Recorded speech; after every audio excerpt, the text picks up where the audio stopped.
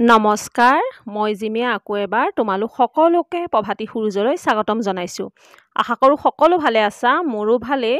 আজি মই ষষ্ঠ শ্ৰেণীৰ অংকুৰণ পাঠ্যপুথিখনৰ অন্তৰ্গত ৰসৰাজ লক্ষ্মীনাথ বেজবৰুৱা পাঠটিৰ প্ৰশ্ন উত্তৰখিনি লৈ আহিছোঁ। নিশ্চয় ষষ্ঠ শ্ৰেণীৰ ছাত্ৰ ছাত্ৰীসকল উপকৃত হ'ব পাৰিবা আৰু তোমালোকে পাঠটো খুব ভালদৰে পঢ়িবা। ৰসৰাজ লক্ষ্মীনাথ বেজবৰুৱা দেৱৰ বিষয়ে জানিবলগীয়া আৰু শিকিবলগীয়া বহুখিনি কথাই আছে আৰু এই পাঠটোত ভালেখিনি ব্যাকৰণো তোমালোকৰ অন্তৰ্গত কৰা হৈছে। ব্যাকৰণখিনিও তোমালোকে ভালদৰে জানি ল'বা।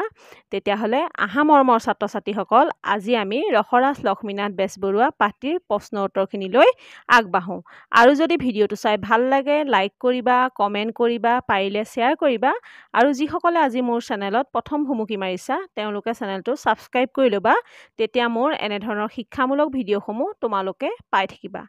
আৰু এটা কথা মই তোমালোকৰ জ্ঞাতাৰ্থে জনাওঁ যে মই তোমালোকৰ অংকুৰণ পাঠ্যপুথিখনৰ অন্তৰ্গত 6 নম্বৰ পাঠলৈকে প্ৰশ্ন উত্তৰখিনি আগবঢ়াইছোঁ। তোমালোকে প্লে'লিষ্টত গৈ ষষ্ঠ শ্ৰেণীৰ ভাগটো চাই ল'বা, তেতিয়া তোমালোকে আটাইকেইটা পাঠৰ প্ৰশ্ন উত্তৰে পাবা। তেতিয়াহ'লে আহা আজি আমি প্ৰশ্ন উত্তৰখিনিলৈ আগবাঢ়োঁ। 1 নম্বৰতে চাবা উত্তৰ লিখা। ক নম্বৰতে চাবা লক্ষ্মীনাথ বেজবৰুৱাক কিয় ৰসৰাজ উপাধি দিয়া হৈছিল? উত্তৰটো চাবা বেজবৰুৱাদেৱৰ লেখাৰ প্ৰায়বোৰ কথাই ৰসেৰে উপচি থকা বাবে তেখেতক ৰসৰাজ উপাধি দিয়া হৈছিল। খ নম্বৰতে চাবা তেখেতৰ আত্মজীৱনীখনৰ নাম কি? উত্তৰটো হ'ব তেখেতৰ আত্মজীৱনীখনৰ নাম হ'ল মোৰ জীৱন সোঁৱৰণ। গ নম্বৰতে চাবা লক্ষ্মীনাথ বেজবৰুৱাক কোনে ডাকত চিঠি দিবলৈ দিছিল? উত্তৰটো হ'ব লক্ষ্মীনাথ বেজবৰুৱাক তেওঁৰ বৰবৌয়েকে ডাকত চিঠি দিবলৈ দিছিল। ঘ নম্বৰতে চাবা চিঠিখন লক্ষ্মীনাথ বেজবৰুৱাই ক'ত সুমুৱাই দিছিল? উত্তৰটো হ'ব চিঠিখন লক্ষ্মীনাথ বেজবৰুৱাই ডাকঘৰৰ সন্মুখতে পৰি থকা ভগা পেৰা এটাৰ ভিতৰত সুমুৱাই দিছিল। ঙ নম্বৰতে চাবা শিশু লক্ষ্মীনাথ বেজবৰুৱাৰ প্ৰতি কোন দয়াপৰৱশ হৈছিল? উত্তৰটো হ'ব শিশু লক্ষ্মীনাথ বেজবৰুৱাৰ প্ৰতি ডাকঘৰৰ পোষ্টমাষ্টৰজন দয়াপৰৱশ হৈছিল। প্ৰথম 6 নম্বৰতে চাবা লক্ষ্মীনাথ বেজবৰুৱাৰ দুখন সাধু পুথিৰ নাম লিখা। উত্তৰটো হ'ব লক্ষ্মীনাথ বেজবৰুৱাৰ দুখন সাধু পুথিৰ নাম হ'ল 1 নম্বৰতে বুঢ়ী আইৰ সাধু আৰু 2 নম্বৰতে ককা দেউতা আৰু নাতি ল'ৰা। তোমালোকে পঢ়ি চাবা, খুব সুন্দৰ সাধু কথাৰ পুথি, তোমালোকে নিশ্চয় ৰস পাবা। এতিয়া 2 নম্বৰতে চাবা চমু উত্তৰ দিয়া। ক নম্বৰতে চাবা অসমীয়া ভাষাৰ উন্নতিৰ বাবে লক্ষ্মীনাথ বেজবৰুৱাই কি কৰিছিল? উত্তৰটো হ'ব অসমীয়া ভাষাৰ উন্নতিৰ বাবে লক্ষ্মীনাথ বেজবৰুৱাই যৎপৰোনাস্তি চেষ্টা কৰিছিল। সেই সময়ত কলিকতাত পঢ়ি থকা অসমীয়া ছাত্ৰসকলে অসমীয়া ভাষাৰ উন্নতিৰ বাবে অসমীয়া সাহিত্য চৌৰা স্থাপন কৰিছিল। এই সাহিত্য চৌৰাই পাছলৈ অসমীয়া ভাষা উন্নতি সাধিনী সভা ৰূপে প্ৰতিষ্ঠা লাভ কৰিছিল। অসমীয়া ভাষা উন্নতি সাধিনী সভাৰ মুখপত্ৰ স্বৰূপ জোনাকী নামৰ কাকতৰ যোগেদি বেজবৰুৱাই অসমীয়া ভাষা সাহিত্যলৈ অৰিহণা যোগাইছিল। খ নম্বৰতে চাবা লক্ষ্মীনাথ বেজবৰুৱাক কিয় সাহিত্যৰথী উপাধিৰে সন্মানিত কৰা হৈছিল? উত্তৰটো হ'ব অসমীয়া সাহিত্যৰ প্ৰায় সকলো দিশলৈ আগবঢ়োৱা বৰঙণিৰ বাবে লক্ষ্মীনাথ বেজবৰুৱাদেৱক সাহিত্যৰথী উপাধিৰে সন্মানিত কৰা হৈছিল। গ নম্বৰতে চাবা অ' মোৰ আপোনাৰ দেশ গীতটিক কি সংগীত বোলে? উত্তৰটো হ'ব অ' মোৰ আপোনাৰ দেশ গীতটিক জাতীয় সংগীত বোলে। এতিয়া 3 নম্বৰতে চাবা পাঠত উল্লেখ থকা লক্ষ্মীনাথ বেজবৰুৱাৰ মোৰ জীৱন সোঁৱৰণৰ ঘটনাটো নিজৰ কথাৰে লিখা। উত্তৰটো চাবা। ৰসৰাজ লক্ষ্মীনাথ বেজবৰুৱা পাঠটোত উল্লেখ থকা মতে বেজবৰুৱাদেৱ সৰু থকাৰ সময়ত জীয়ৰী বোৱাৰীয়ে চিঠি লেখাটো অকৰণীয় কাৰ্য বুলি বিবেচনা কৰিছিল। এদিনাখন বেজবৰুৱাদেৱৰ বৰবৌয়েকে এখন চিঠি লেখি মনে মনে শিশু লক্ষ্মীনাথক ডাকত দিবলৈ পঠিয়াইছিল। লক্ষ্মীনাথে চিঠিখন চেলেঙৰ তলত ভৰাই ডাকঘৰলৈ লৈ গৈছিল। কিন্তু চিঠিখন ক'ত পেলাব লাগিব সেই কথা নাজানি ডাকঘৰৰ সন্মুখতে পৰি থকা ভগা পেৰা এটাৰ ভিতৰত সুমুৱাই দিছিল। ওচৰতে ৰৈ থকা মানুহ এজনে এই কথা দেখি লক্ষ্মীনাথক চিঠি ক'ত দিব লাগে সেয়া দেখাই দিলে। লক্ষ্মীনাথে নিজৰ ভুল বুজিব পাৰি মুখ শুকাই গৈছিল। তেওঁ সেই ভগা পেৰাটোৰ যি সুৰুঙাই দি চিঠিখন সুমুৱাই দিছিল সেই সুৰুঙাত হাত নোসোমায়। তেওঁ এই বিপদৰ কথা পোষ্টমাষ্টাৰজনক ক'লত তেওঁ লক্ষ্মীনাথৰ প্ৰতি দয়াপৰবশ হৈ উঠি আহি বাকচটোৰ ভগাডোখৰ আৰু ভাঙি বহলাই দি চিঠিখন উলিয়াই আনি লক্ষ্মীনাথৰ হাতত দি ক'ত দিব লাগে দেখুৱাই দিছিল। শিশু লক্ষ্মীনাথেও চিঠিখন ডাকত দি নিশ্চিন্ত মনেৰে ঘৰলৈ উভতি আহিছিল। পাঠত উল্লেখ থকা লক্ষ্মীনাথ বেজবৰুৱাৰ মোৰ জীৱন সোঁৱৰণৰ ঘটনাটো এইটোৱেই। এতিয়া 4 নম্বৰতে চাবা। কোনে কাক কি প্ৰসংগত কৈছিল পাঠৰ আধাৰত লিখা। সেইখন চিঠি ডাকত দিবলৈ আনি তাত সুমাই দিলা কিয়? উত্তৰটো হ'ব উক্ত কথাষাৰ ডাকঘৰৰ সন্মুখত ৰৈ থকা মানুহজনে লক্ষ্মীনাথ বেজবৰুৱাক কৈছিল। শিশু অৱস্থাত বেজবৰুৱাদেৱে বৰবৌয়েকে ডাকত দিবলৈ দিয়া চিঠি এখন আনি ক'ত দিব লাগে নাজানি ডাকঘৰৰ সন্মুখতে পৰি থকা ভগা পেৰা এটাৰ ভিতৰলৈ ভৰাই দিওঁতে মানুহজনে শিশু লক্ষ্মীনাথক কৈছিল। 5 নম্বৰতে চাবা। পাঠত থকা কঠিন শব্দবোৰৰ অৰ্থ শব্দসম্ভাৰ বা অভিধান চাই জানি লোৱা। কিছুমান শব্দ তোমালোকৰ দিয়া আছে আৰু মই তাৰ অৰ্থবিলাক লিখি দিছোঁ। শব্দ অৰ্থ এনেকৈ লিখি ল'বা। সংগোপন লুকাই বা মনে মনে। দয়াপৰবশ কৃপাযুক্ত বা দয়াযুক্ত। যৎপৰোনাস্তি যথাসাধ্য বা অতিশয়। হাস্যব্যংগাত্মক হাঁহিৰ লগত ঠাট্টা বিদ্ৰূপ থকা। বহুমুখী নানা বিষয়ত ব্যুৎপত্তি থকা। তত্ত্বগধুৰ তত্ত্বৰে সমৃদ্ধ। পৰিগণিত এটালৈ সলনি হোৱা। নিশ্চিন্ত চিন্তাশূন্য ভাৱনা নথকা। সুৰুঙা বিন্ধা বা জলঙা। ভিৰাই লৰমাৰ উলটি বা ঘূৰি লৰমাৰ। 5 নম্বৰটো হৈ গৈছে। এতিয়া 6 নম্বৰটো চাবা। আমি অসমীয়া নহওঁ দুখীয়া কিহৰ দুখীয়া হ'ম। সকলো আছিল সকলো আছে নুবুজো নলওঁ গম। এতিয়া ক নম্বৰতে চাবা। ওপৰৰ কবিতা ফাঁকি কোনটো কবিতাৰ পৰা তুলি দিয়া হৈছে। এতিয়া তোমালোকে উত্তৰটো চাবা। ওপৰৰ কবিতা ফাঁকি অসম সংগীত নামৰ কবিতাটোৰ পৰা তুলি দিয়া হৈছে। খ নম্বৰতে চাবা, কবিতা ফাঁকি কাৰ ৰচনা? উত্তৰটো হ'ব কবিতা ফাঁকি লক্ষ্মীনাথ বেজবৰুৱাদেৱৰ ৰচনা। গ নম্বৰতে চাবা, কবিতা ফাঁকিৰ জৰিয়তে কবিয়ে কি ক'বলৈ বিচাৰিছে?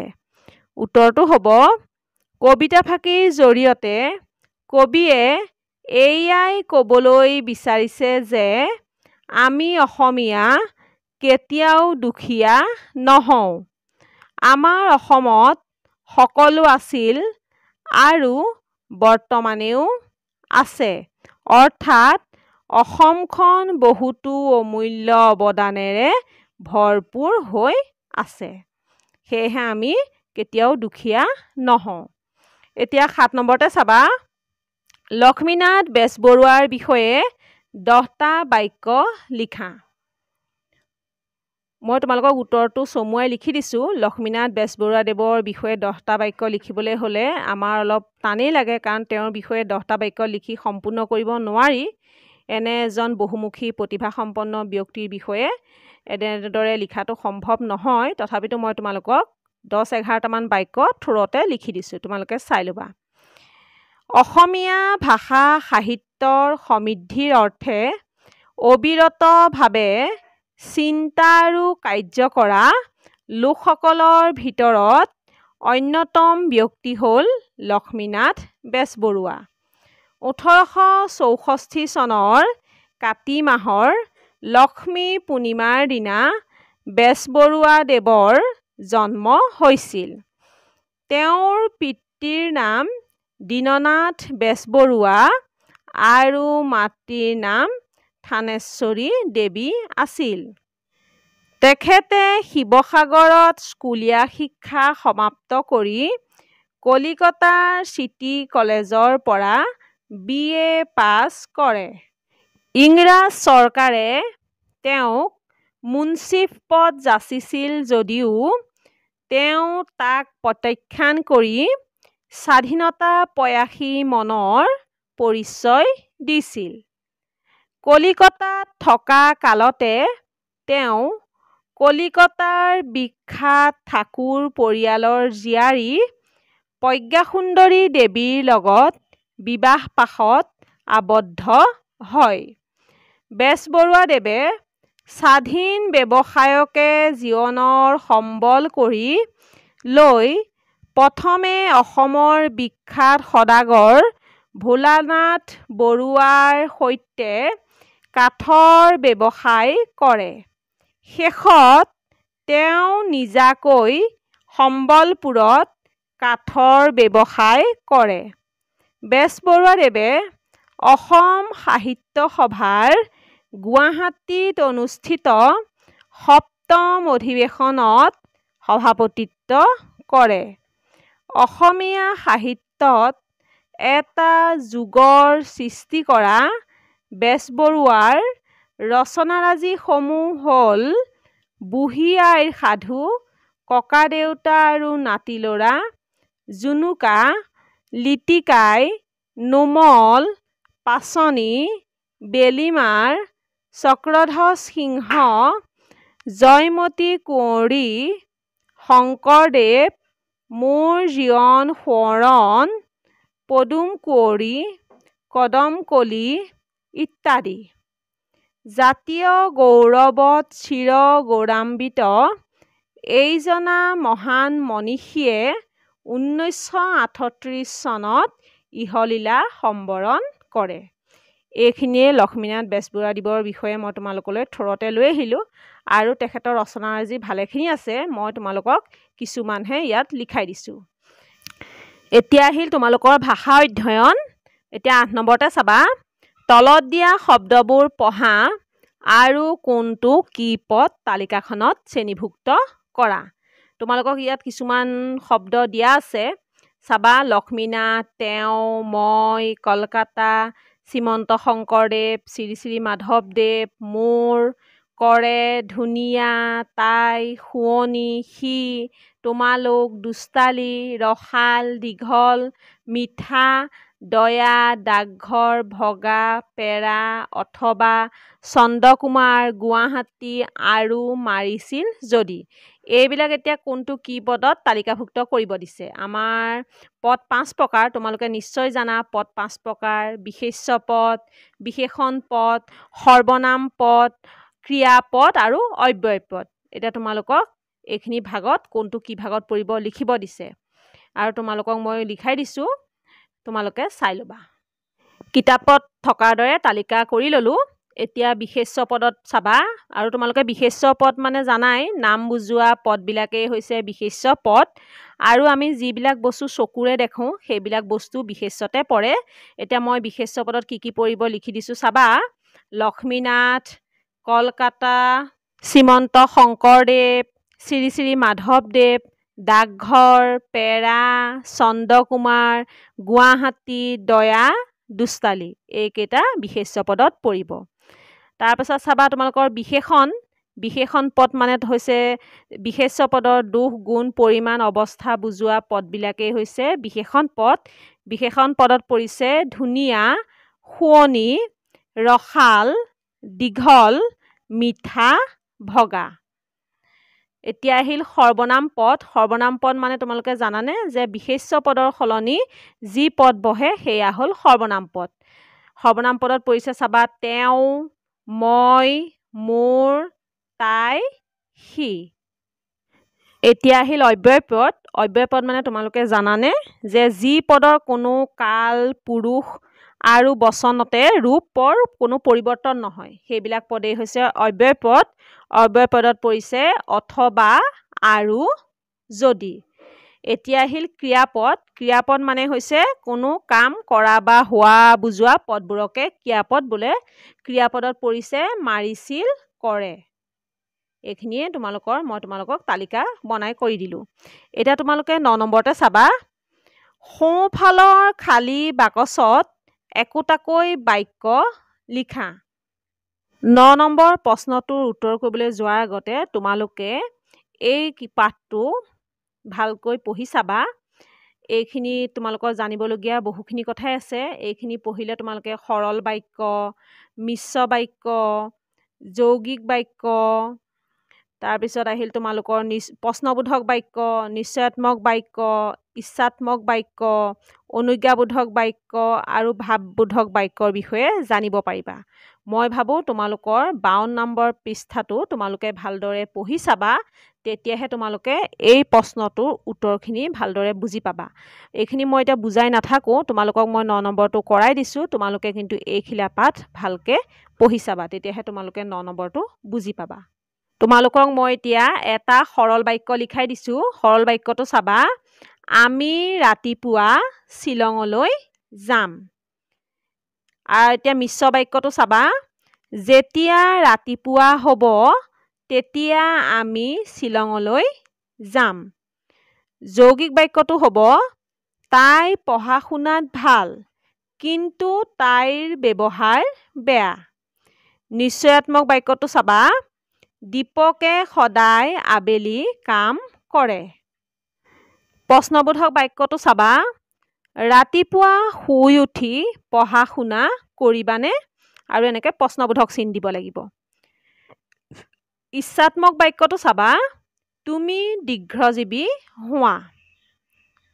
অনুজ্ঞাবোধক বাক্যটো চাবা: ৰাতিপুৱা শুই উঠি ফলি পুথি ল'বা। ভাৱবোধক বাক্যটো চোৱা: বাহ কি সুন্দৰ দৃশ্য। মই তোমালোকক আকৌ এবাৰ কৈছোঁ, তোমালোকে বাক্যবিলাকৰ বিষয়ে জানিবলৈ হ'লে তোমালোকে কিন্তু ভালদৰে এইখিনি অধ্যয়ন কৰিবই লাগিব। আৰু তোমালোকৰ মই আগৰ ভিডিঅ'ত বাক্যৰ প্ৰকাৰ সম্পৰ্কে এটা ভিডিঅ' আগবঢ়াই থৈছোঁ, তোমালোকে সেইটো পাৰিলে চাই ল'বা। এতিয়া 10 নম্বৰতে চাবা, বাক্য পৰিৱৰ্তন কৰা। ক নম্বৰতে চাবা, যিজন লোক চোৰ স্বভাৱৰ তেওঁক সকলোৱে সন্দেহৰ চকুৰে চায়। এইটো আমাক সৰল বাক্যলৈ নিবলৈ দিছে। এতিয়া উত্তৰটো চাবা, চোৰ স্বভাৱৰ লোকক সকলোৱে সন্দেহৰ চকুৰে চায়। খ নম্বৰতে চাবা, ৰমেনে মাকৰ কথা শুনি গাঁৱতে থাকি খেতি বাতি কৰিবলৈ ধৰিলে। এইটো বাক্য আমাক যৌগিক বাক্যলৈ নিব দিছে। উত্তৰটো হ'ব ৰমেনে মাকৰ কথা শুনিলে আৰু গাঁৱতে থাকি খেতি বাতি কৰিবলৈ ধৰিলে। গ নম্বৰতে চাবা আমি আজি নগৰলৈ যাম। এইটো প্ৰশ্নবোধক বাক্যলৈ নিব দিছে। উত্তৰটো হ'ব আমি আজি কলৈ যাম প্ৰশ্নবোধক চিন। ঘ নম্বৰতে চাবা তোমালোক ৰাতিপুৱা সোনকালে উঠা উচিত অনুজ্ঞাবোধক বাক্যলৈ নিব দিছে। উত্তৰটো হ'ব তোমালোক ৰাতিপুৱা সোনকালে উঠিবা। 11 নম্বৰতে চাবা উপযুক্ত যোজক অব্যয়েৰে খালী ঠাই পূৰ কৰা। ক নম্বৰতে চাবা মই উদ্যানলৈ যাম, খালী ঠাইত হ'ব আমাৰ আৰু মুক্ত বায়ু সেৱন কৰিম। তোমালোকক দুটা দিছিলে কিন্তু আৰু, ইয়াত আমাৰ উপযুক্তটো আৰুৱেই হ'ব। মই উদ্যানলৈ যাম আৰু মুক্ত বায়ু সেৱন কৰিম। এতিয়া খ নম্বৰতে চাবা ৰাম স্কুললৈ নগ'ল, খালী ঠাই দিছিলে, খালী ঠাইত আমাৰ কিন্তু হ'ব ৰহিম গ'ল। যদি আৰু কিন্তু তিনিটা দিছিলে, মানে ৰাম স্কুললৈ নগ'ল কিন্তু ৰহিম গ'ল। এতিয়া গ নম্বৰতে চাবা আমি ফল মূল কিনি খাম, খালী ঠাইটো দিছিলে, ইয়াত হ'ব নাইবা ৰেষ্টুৰাঁত বহি চাহ মিঠাই খাম। কিন্তু নাইবা যদি, ইয়াত এইটো আমাৰ উপযুক্তটো হ'ব নাইবা। 12 নম্বৰটো চাবা ফুলপাহত থকা শব্দবোৰ পঢ়া আৰু তাৰ পৰা শব্দ আনি তলৰ বাক্যবোৰ সম্পূৰ্ণ কৰা। এতিয়া ফুলপাহত কিছুমান তোমালোকৰ শব্দ দিয়া আছে আৰু এইখিনি তোমালোকক খালী ঠাই দিছে। এতিয়া ক নম্বৰতে চাবা শ্ৰীৰামৰ খালী ঠাইত হ'ব সৈতে সীতাও বনলৈ গৈছিল, মানে শ্ৰীৰামৰ সৈতে সীতাও বনলৈ গৈছিল। খ নম্বৰটো চাবা মাকে জীয়েকৰ খালী ঠাইত হ'ব বাবে কিতাপ কিনিছে, মানে মাকে জীয়েকৰ বাবে কিতাপ কিনিছে। গ নম্বৰতে চাবা তুমি খালী ঠাইত হ'ব যদি সময়মতে আহা, আকৌ খালী ঠাইত হ'ব তেহে মই যাম, মানে তুমি যদি সময়মতে আহা তেহে মই যাম। ঘ নম্বৰতে চাবা মোৰ খালী ঠাইত হ'ব কাৰণে তুমি চিন্তা নকৰিবা, মোৰ কাৰণে তুমি চিন্তা নকৰিবা। ঙ নম্বৰতে চাবা পচন্দ বৰষুণৰ খালী ঠাইত হ'ব বাবে ৰাস্তাত পানী জমা হৈছে, মানে পচন্দ বৰষুণৰ বাবে ৰাস্তাত পানী জমা হৈছে। প্ৰথম 6 নম্বৰতে চাবা তেওঁ খালী ঠাইত নাইবা হ'ব তুমি গুৱাহাটীলৈ যাবা, মানে তেওঁ নাইবা তুমি গুৱাহাটীলৈ যাবা। দ্বিতীয় 6 নম্বৰতে চাবা তোমাক খালী ঠাইত হ'ব কিন্তু সিহঁতে বৰ ভাল পালে, মানে তোমাক কিন্তু সিহঁতে বৰ ভাল পালে। 13 নম্বৰতে চাবা বাক্য ৰচনা কৰা। ভিৰাই মানে উলটি বা উভতি লৰ মৰা। এতিয়া চাবা বাঘটো দেখি হৰিণীজনীয়ে ভিৰাই লৰ মাৰিলে। জেঙা মানে হৈছে কাজিয়া লগা বা নলগা জেঙত লগা বুলি কয় যে, মানে কিবা মানে বিপদত নিজে নিজে সোমাই পৰা। সি যদুহঁতৰ কামটোৰ মাজত সোমাই জেঙা লগালে। সুৰুঙা মানে হৈছে জলঙা বা ফুটা বিন্ধা। এতিয়া চাবা বেৰখনৰ সুৰুঙাইদি ৰ'দৰ জিলিঙনি সোমাইছে। বহুমুখী মানে চাবা লক্ষ্মীনাথ বেজবৰুৱা এগৰাকী বহুমুখী প্ৰতিভাসম্পন্ন ব্যক্তি আছিল। দয়াপৰবশ মানে হৈছে দয়াবান। আমি দুখীয়াৰ প্ৰতি দয়াপৰবশ হ'ব লাগে। মৰমৰ ছাত্ৰ ছাত্ৰীসকল, ইয়াৰ লগে লগে আজি আমাৰ ৰসৰাজ লক্ষ্মীনাথ বেজবৰুৱা পাঠটিৰ প্ৰশ্ন উত্তৰখিনি শেষ হৈছে। মই অতি শীঘ্ৰে ইয়াৰ পাছৰটো পাঠৰ প্ৰশ্ন উত্তৰ লৈ আহিম, তোমালোকে চাই থাকিবা। আৰু যদি তোমালোকক কিবা পাঠৰ প্ৰশ্ন উত্তৰৰ প্ৰয়োজন হয় মোক জনাবা, মই নিশ্চয় দিবলৈ চেষ্টা কৰিম। তেতিয়াহ'লে আজিৰ ভিডিঅ'টো এইখিনিতে সামৰণি মাৰোঁ। আজিৰ ভিডিঅ' চোৱা সকলোলৈকে মোৰ ফালৰ পৰা বহুত ধন্যবাদ জনাই আজিৰ ভিডিঅ'টো সামৰণি মাৰিছোঁ। ধন্যবাদ।